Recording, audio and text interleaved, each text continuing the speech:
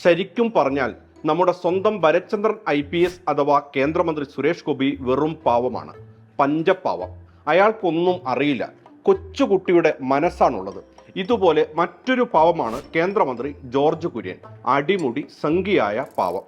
ആദിവാസി വകുപ്പ് ഉന്നത കുലജാതർ കൈകാര്യം ചെയ്യണമെന്നും എങ്കിൽ അവരുടെ കാര്യത്തിൽ ഉന്നതി ഉണ്ടാകുമെന്നും കേന്ദ്രമന്ത്രി സുരേഷ് ഗോപി. എന്റെ ആഗ്രഹമാണ്, എന്റെ സ്വപ്നമാണ്, ഒരു ഉന്നത കുലജാതൻ അവരുടെ ഉന്നമനത്തിന് വേണ്ടി ട്രൈബൽ മന്ത്രിയാവണം. ഗോത്രകാര്യ വകുപ്പ് ഉന്നത കുലജാതർ കൈകാര്യം ചെയ്യട്ടെ. ഗോത്രവിഭാഗങ്ങളുടെ കാര്യം ബ്രാഹ്മണനോ നായിഡുവോ നോക്കട്ടെ. അത്തരം ജനാധിപത്യ മാറ്റങ്ങൾ ഉണ്ടാകണം. മുന്നോക്ക വിഭാഗക്കാരുടെ ചുമതലയിൽ ഗോത്രവിഭാഗക്കാരും വരണം. ആദിവാസി വകുപ്പ് ഭരിക്കുന്ന മന്ത്രിയാകണമെന്നാണ് തന്റെ ആഗ്രഹമെന്നും സുരേഷ് ഗോപി. ഇതാണിപ്പോൾ പൊല്ലാപ്പായിരിക്കുന്നത്. ട്രൈബൽ മന്ത്രിയാവാൻ ഒരാളുണ്ടെങ്കിൽ അദ്ദേഹത്തെ മുന്നോക്ക ജാതികളുടെയൊക്കെ ഉന്നമനത്തിന് വേണ്ടിയുള്ള മന്ത്രിയാക്കണം. മാധ്യമങ്ങൾ വളച്ചൊടിച്ചു കഴിഞ്ഞു. വേർതിരിവിനെ പറ്റിയാണ് താൻ പറഞ്ഞതെന്നും സതുദ്ദേശത്തോടെയുള്ള പ്രസ്താവന വളച്ചൊടിച്ചെന്നും സുരേഷ് ഗോപി. താൻ പറഞ്ഞതും വിശദീകരണവും ഇഷ്ടപ്പെട്ടില്ലെങ്കിൽ പ്രസ്താവന പിൻവലിക്കുന്നുവെന്നും സുരേഷ് ഗോപി. ശരിക്കും ഗോപി അണ്ണൻ ആഗ്രഹിച്ചത് ഉന്നത കുലജാതനായ തനിക്ക് ആദിവാസി വകുപ്പ് വേണമെന്നാണ്. പലതവണ മോദിയോട് ഈ മോഹം പറഞ്ഞു, നടന്നില്ല. ആദിവാസികളെ മുഖ്യധാരയിൽ എത്തിക്കാൻ ഉന്നത കുലജാതനായ ഗോപി അണ്ണന് വകുപ്പ് കൊടുക്കണം. 2016 MP ആയ ആ കാലഘട്ടം തൊട്ട് ഞാൻ മോദിജിയോട് ആവശ്യപ്പെടുന്നുണ്ട്, എനിക്ക് സിവിൽ ഏവിയേഷൻ വേണ്ട, എനിക്ക് ട്രൈബൽ തരും.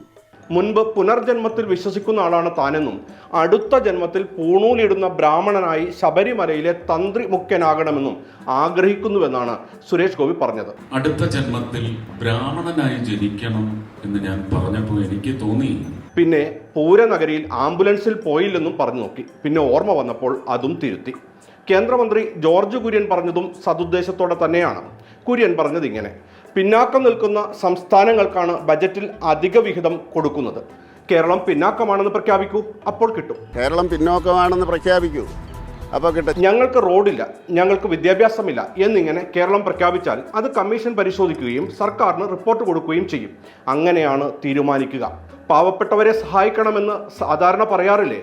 പാവപ്പെട്ടവർക്ക് കൊടുക്കുന്നത് ഞങ്ങൾക്കും വേണമെന്ന് മുതലാളിമാരും വാദിച്ചാൽ എങ്ങനെയിരിക്കും? മുതലാളിമാർ ആയതുകൊണ്ടാണോ ഞങ്ങൾക്ക് സഹായമില്ലാത്തതെന്ന് അവർ ചോദിച്ചാൽ എന്തു ചെയ്യും? പാവം, ഇതും മാധ്യമങ്ങൾ വിവാദമാക്കി. കേരളത്തിന് എന്തെങ്കിലും കിട്ടിക്കോട്ടെ എന്നാണ് കുര്യൻ ചേട്ടൻ കരുതിയത്. കേരളം എങ്ങനെയാണ് ഇങ്ങനെ ആയതെന്ന് കുര്യൻ മിനിസ്റ്റർക്ക് വല്ല ധാരണയുമുണ്ടോ? ഇന്ത്യ സ്വാതന്ത്ര്യം നേടിയെടുത്തത് എങ്ങനെയാണെന്ന് കുര്യൻ മിനിസ്റ്റർക്ക് അറിയാമോ? ആ മഹാസമരങ്ങളിൽ നിങ്ങൾ ഇപ്പോൾ കയറിയിരിക്കുന്ന കൂടാരത്തിലെ ഏതെങ്കിലും കക്ഷി ഉണ്ടായിരുന്നോ എന്ന് അന്വേഷിച്ചുവോ? അതിലൊരുത്തൻ സമരങ്ങളുടെ നെടുനായകത്വം വഹിച്ച മഹാത്മാവിനെ വെടിവെച്ചു കൊന്നിട്ട് 77 വർഷം തികഞ്ഞു. അതറിയാമോ കുര്യൻ മിനിസ്റ്റർ? കേരളത്തിൽ നിന്നും കേന്ദ്രമന്ത്രിസഭയിലെത്തിയ സുരേഷ് അണ്ണനും കുര്യൻ ചേട്ടനും ശരിക്കും പെട്ടിരിക്കുകയാണ്. സംഘിപ്പാളയത്തിൽ എത്തിയ വേളയിൽ തന്നെ പെട്ടതാണ്. എല്ലാറ്റിനും എന്തൊക്കെയോ പന്തികേടുണ്ട്. 2047 ഇന്ത്യ വികസിത രാജ്യമാകുമെന്ന പ്രഖ്യാപനം പ്രാവർത്തികമാക്കാൻ വേണ്ടിയാണ് മോദി പരിശ്രമിക്കുന്നത്. കേരളത്തിൽ അടുത്ത നിയമസഭാ തെരഞ്ഞെടുപ്പിൽ 71 സീറ്റുമായി BJP വരണമെന്നാണ് ഗോപി അണ്ണന്റെ ആഗ്രഹം. തൃശ്ശൂരിലെ വിജയം അനിവാര്യമായതിന്റെ തുടക്കം കുറിക്കലായിരുന്നുവെന്നും സുരേഷ് ഗോപി. തൃശ്ശൂരുകാർ ഗോപി അണ്ണന് വീണ്ടും തൃശ്ശൂരിൽ മത്സരിക്കാൻ ധൈര്യമുണ്ടോ എന്ന് ചോദിക്കുന്നത് എന്തുകൊണ്ടാവാം? കേരളം സോമാലിയാണെന്ന് പ്രഖ്യാപിച്ചിരുന്നതിൽ വാരിക്കോരി കിട്ടിയേനെ. ഇപ്പോൾ കേന്ദ്രം ബീഹാറിന്റെ പട്ടിണി മാറ്റുകയാണ്. അത് കഴിയട്ടെ, അല്ല പിന്നെ. എന്നിട്ടും ചിലർ പറയുന്നു സുരേഷ് അണ്ണനും കുര്യൻ ചേട്ടനും ഏറലാണെന്ന്.